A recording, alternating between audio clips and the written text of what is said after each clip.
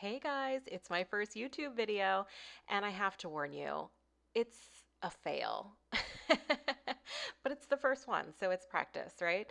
I filmed this with my new GoPro that the other person who lives in my house got me for Christmas. And all was going well for a while. I didn't really know how to set it up, didn't know how to use it. I tried with a tripod and then I ended up like clamping it on the mount I already have for my phone. So part of this video, we're just like kind of all at a weird angle and it's a whole lot, but we'll get there. So I wrapped up Stephanie's nails. Last time she had on Kiara Sky Polish and the matte top coat that I normally use that is harder to remove. So you'll notice I just wrap them up in the beginning. I don't file the top coat off first. And that's just personal preference. I like to wrap them up and let the acetone soften that top coat a little bit for a few minutes. I probably soak them for about 5 minutes and then I unwrap them one by one and I start to file this off. I don't do this if I use the glossy top coat because that just soaks off super easy. You don't need to file it all. But for this matte top coat, I do have to file a little bit. So you can see that's how much I filed. I added some more acetone. You can see how much acetone I use because it's like dripping onto the paper towel on my table. You need a good amount of acetone. You don't want that cotton or the gauze to be dry. So I just got done with both hands, and as you can see, going back to the first finger, it's ready to come off. So now I'm just gently pushing it off with an orange wood stick. It soaks off really easily once you get through that top coat. And of course, you can buff the top coat off before wrapping if you want to. Like I said, it's just personal preference that I think soaking it for a few minutes in the acetone softens it a little bit and it's a lot less filing. I try to minimize the filing as much as possible because I do everything by hand. I don't use an e-file or drill.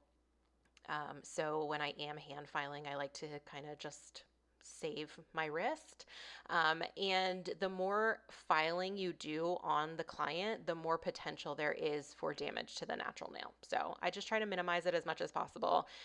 It doesn't add a lot of time to the service to do it this way, and it really helps keep the natural nail healthy, which is my ultimate goal. So once we get that all off, we're going to begin our natural nail prep, and I do that just by filing and shaping her nails. Stephanie likes to keep her nails oval, so you can see most of the filing I'm doing is at the sides and it's really under the free edge. So I'm just softening the free edge all the way around. You'll see in a little bit I am using my file very gently with very light pressure on top of her nails in a couple places. That's just if there is some delamination or some peeling of the nail plate that I'll get that off because we don't want to leave it there for it to delaminate further and then take the polish with it. So I will get any of that off. And that's just caused by dehydration of the nail plate. Super common when you have coatings on your nails for an extended period of time. You can always use cuticle oil. We all should be using cuticle oil multiple times a day, but nobody does. But that would help with that. It also helps to soften and moisturize the skin around the nails, of course. Especially now with the weather being a little bit cooler and drier. And of course, we're all still washing our hands constantly and using hand sanitizer. So you can see the dry skin around everybody's nails is always worse. So here I am pushing back the cuticles. This is also done very gently, very light pressure here. I think those clips were out of order. I'm sorry. Like I said, this video is a total fail, but this is experimental. You can see like we're getting more and more angled, more and more out of frame. It honestly, it does get really bad when we get to the polishing part. So, we're just going with it. It is what it is. Here I am just using my cuticle nippers to nip away all of that dead skin we pushed back. And I'm only taking off the dead skin that we gently lifted from the nail plate. I'm not cutting dry skin that's around her nails. And that's just because the skin is dry doesn't mean it needs to be removed. Removing live tissue will cause callus buildup. It can increase your risk for infection. You just don't want to do it. It's bad fucking news. Like, don't do it. So yeah, that's my preachy thing for this video, I guess. Don't cut live tissue, only cut the skin that you pushed off the nail plate. Anything else can be softened, moisturized with cuticle oil.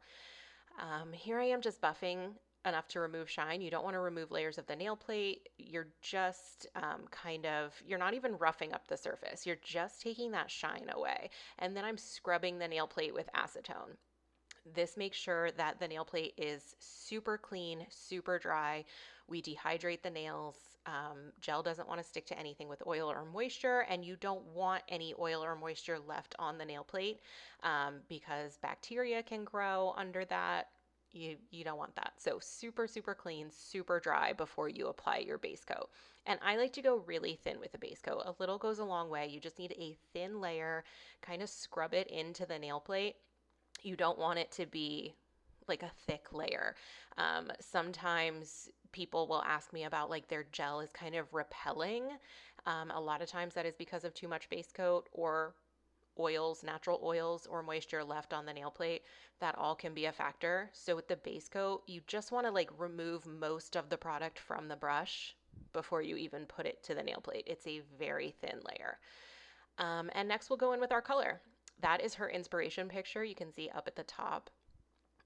It is super, super cute. We chose the glitter is a glitter polish. Normally you'll see me use loose glitter. We did use glitter polish today because this one I got from Uber Chic Beauty is freaking amazing. It's called Wings, and it's a sheer polish, but it is loaded with glitter.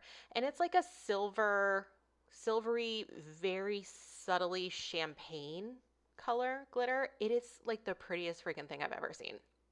I've never seen a glitter polish that I'm obsessed with until this one.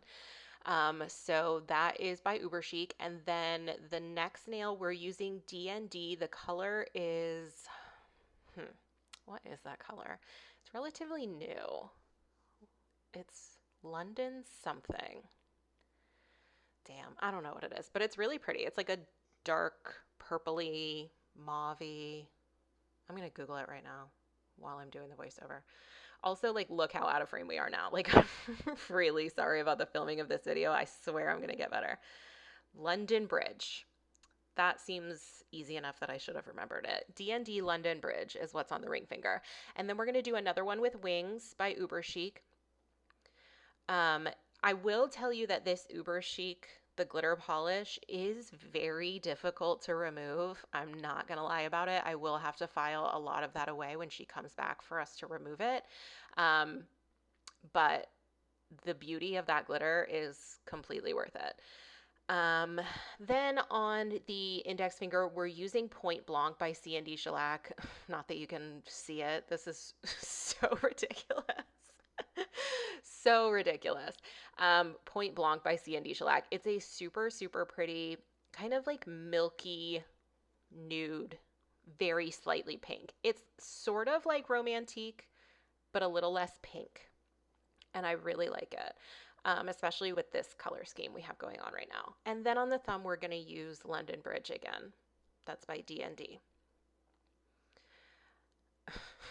This filming. I am so sorry. So probably in the future with these TikTok videos, these YouTube videos, sorry, I probably won't talk as much. I'm going to find a way to like add music, like when I'm speeding the video up, like when you're just seeing like repetitive stuff, maybe I'll try to add music. I don't know. This whole talking thing is a lot. I'm used to talking on TikTok for like 1 minute to 3 minutes. And now this is like a lot longer than that. You guys will have to let me know what you're interested in seeing in these longer form videos. Here I am just sealing the glitter with my glossy top coat, my C&D Express 5, and then the rest of the nails we're going to make matte. The matte top coat I have been using is Lacked matte top coat. And what's cool about YouTube is I can put links in these videos, right? So I can like link everything in the description. So I will go ahead and do that. I'll link all the products I used. I did just order a new matte top coat that someone on TikTok suggested. So that just shipped out. So I should have it in the next few days. But this Lacked matte top coat is one that I've been using for years and I really, really like it. The only reason I'm trying the new one is because this other creator said that it was easier to soak off, which I am all about. So I think most of the nail damage that's caused in salons is because of removal. It's because of harsh removal.